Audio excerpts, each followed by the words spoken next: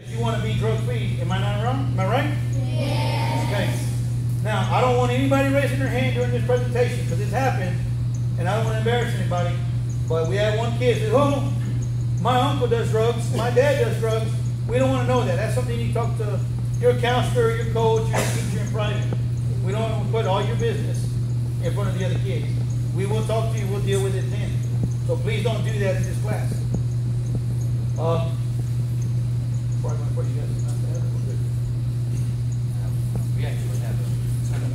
Now, so with that being said, at one point or another, guys, you look to your right or you look to your left, and I'm backwards, so opposite. But you look to the right or left, and it's sad, but it's true. One of your friends or somebody you go to school with when you get older is going to get arrested for drugs. And I wish nobody bad luck. I hope nothing happens to you guys because we don't want to see that. I hope you guys go your whole school years and college years going drug free. That's what we as an adult, we all want for you guys. We want you to be successful. The bad thing is people fall into temptation. They really do. You have to be able to be strong for yourself and be an individual that says, you know what, that's not what I want. That's not for me. The reason I say that is, who in here knows me? Oh, you do know me? Okay.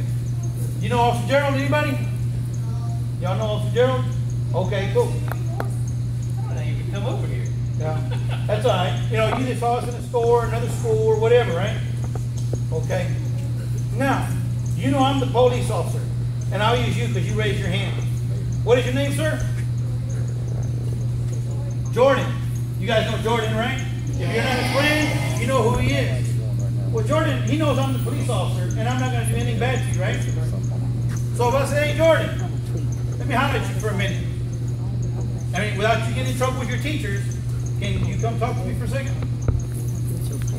And what happens is, I said, hey, Jordan, you trust me, you know me, right? Right? He knows me. Say, what's up, buddy? I got something for you, man. Shake my hand. All right, I just passed him something. Anybody know what it is? Do you know what it is? You do? What is it? Drugs? No, it's not drugs. I won't do that. All right, but he knows we're cool, right? He's my homeboy. So when I say I'm going to give you something, it's normal. Like, what is it? You want to show it to him? What is it? All right. You can have it. You go back and sit, right? Here's the way it works, guys. Listen up. It is normal human behavior to turn around and say, hey, what's up? Let me give you something. You go like this. Now, if it was drugs, what would you have done, Jordan? Do like this, look. Right? And it's gone. So that ain't mine. I don't want it. The right thing to do is, hey, coach, hey, teacher, hey, counselor, wherever the person goes you see, and say, hey, and I'm not going to call anybody out. Little Johnny over here tried to give me some drugs, and I didn't want it. What was it? Well, I don't know, but I know it's drugs. It's a pill, it's whatever. Or I think it's this for this reason. But you tell an adult. The reason I say that is because if you tell on your friend, I know we don't want to snitch, but you tell on your friend, you probably will get him in trouble. He's probably going to go to Compass, right?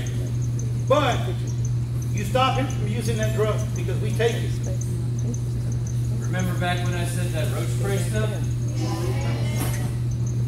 It kills things.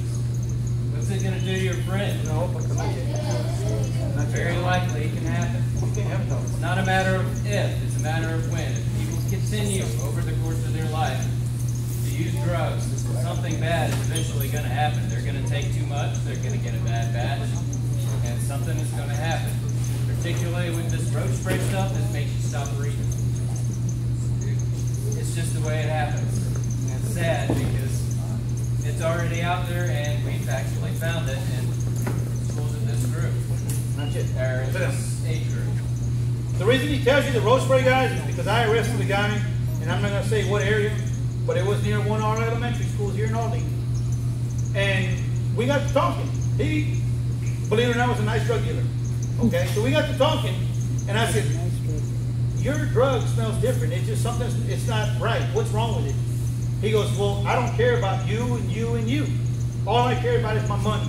I want to make more money than the next drug dealer. So how do you do that? He goes, I want to steal their customers. And what I do is I spray my weed, my marijuana with road spray. That's why he's telling you the story, guys, because it happened. And he sprays it with road spray, so when people smoke marijuana, drugs are already bad for you. But people think, oh man, this is some super strong marijuana. It must be better than the other guy. So he's selling all this stuff to his friends became his customers. They no longer were his friends. And I tell you this, he preaches it to you because when you leave and you walk by that table, you'll understand what these bad drugs do to you. I had a grown man smoke something that he shouldn't have smoked. And this guy was, I know you guys don't know, but he's a lot taller than me. He's about 6'4". He was about 275, guys, but he was really big and muscular. That man lost his mind. He started ripping his clothes off. And if me and him got into a fight, there's nothing I could do but get beat up. Luckily, I was able to calm him down a little bit. And I lied to him. And I was able to sneak those handcuffs on him. But in my mind, I thought he was going to break him. Because he smoked something. He goes, I've been smoking since I was in high school. The man was 34 years old. And he was freakishly large. His muscles on his arms were probably about this big. Alright? And he looked like the meanest, biggest black guy you ever saw in your life. And he was covered in tattoos from his neck all the way down. And that man went crazy. I didn't put him in jail. We got an ambulance for him, hauled him off to the hospital because he needed some help. He done messed his mind up so bad, he was ruined. He was never the same after that. Now you look at him, and I'm not being mean, but his bubbles don't go all the way to the top anymore. That's what I'll tell you, okay? You know where I'm going with it. And it's sad because this is a grown man, had a wife and kids, and now he just can't function anymore. The man wears diapers now. He cannot control himself anymore, guys. True story. This happened.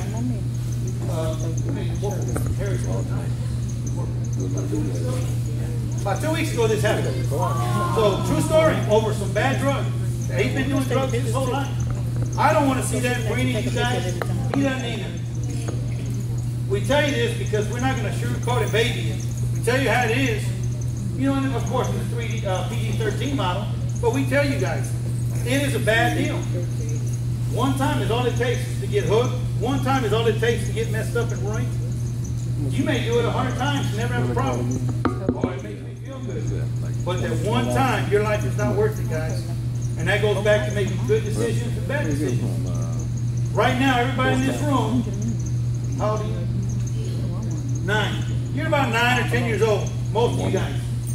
And you're not adults, you're still young kids, you're young adults, but you know right from wrong.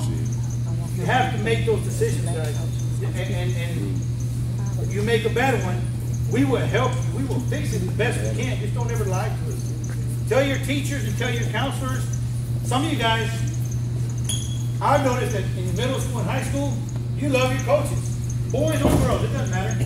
For whatever reason, when you get to higher education, you guys love your coaches. You trust them more than you do your mom and dad. And you have a favorite teacher. I don't care who it is. Find that person, and you either tell them you have a problem, tell them your boyfriend, your girlfriend, your best friend has a problem, and we get it fixed, guys, because we don't want to see anybody fail. We do not want failure. But if you lie to us, you keep doing drugs, then ultimately what happens? You go to jail, or you die. That's a given. I promise you. It's one of those two things. Right now in one high school, we've already had 3 overdoses. Those kids decide they want to do drugs, and they do what they do, and it hurts. Because you know who I see? I see mom. I see grandma. They run to the high school. Oh, my baby, his heart stopped. And he's getting carted off in an ambulance. But they're the ones that are all messed up. They don't see grandma crying. They don't see mom crying or dad. We have to deal with that. And it sucks. Right? Bottom line is we can do more to help you than we can to hurt you. Yes, nobody wants to go to jail. But over the course of time, they spend some time in there, it gets them off the drugs. Win, lose, whatever you want to call it. Hopefully, we catch it early. We're already talking to you. you know what to do. You know you can come talk to us. Now, some people don't like the police, some people do. That's up to y'all.